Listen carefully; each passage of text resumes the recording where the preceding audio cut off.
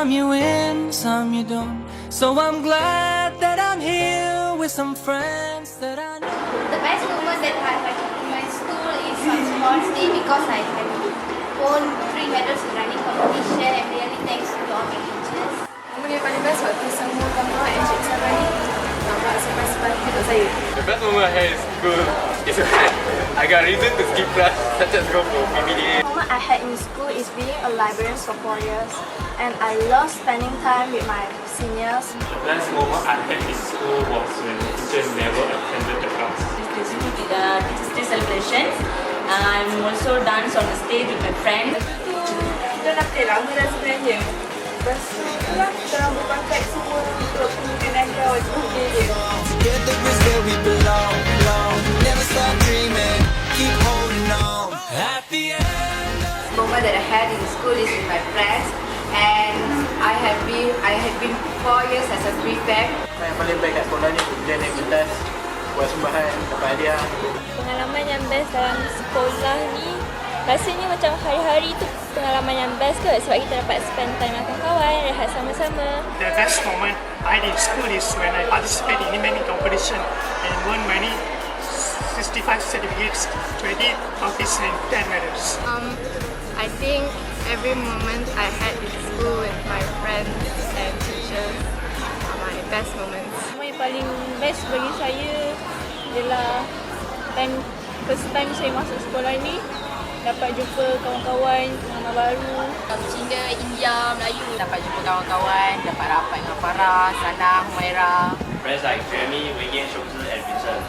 Kawan-kawan macam Nick. So semua macam dapat bergabung dan dapat bersama-sama belajar dalam satu sekolah yang indah. The best moments I had is playing with my friends in the classroom and we laugh together. When we play cards at the back, Secretly sleep at the back of the class after PJ with my friends. and maki banyak. Lepas tu dapat jumpa Caprice. Aku sayang kau. Macam tu. Always there with a smile. Saying, Saya nak ucap terima kasih kat Puan Lina sebab dah banyak bagi nasihat yang positif kat saya dan terima kasih banyak-banyak kat semua cikgu yang telah mengajar saya. Ustazah Jumrah selalu macam guna spray untuk bangunkan pelajar bila tertidur. Benda tu boleh buat macam membangkitkan semangat pelajar untuk belajar. Tu belajar dengan Cikgu Sairul, dia sangat sporting. So bila dia mengajar kita rasa macam gelak dan rasa macam tak bosan lah belajar dengan dia. I treat all the teachers like my family. Hargailah guru bila adik kat sekolah. Terima kasih cikgu. everybody wants to love. Everybody wants to be loved. Hari Khamis, kita orang ada plan untuk nak beli hadiah Puan Mong. So waktu Max sudah berehat, sebelum dia masuk kelas kita plan lah nak nyanyi lagu untuk dia. Surprise lah. Lagu Rasa Sayang. Waktu cikgu Puan Mong masuk tu dia macam pelik nak putar semua baru-baru. Dia macam bila Mina record dia cakap tak payahlah, tak payahlah. Dia malu sangat nak ada kamera. Tapi dia ada happy.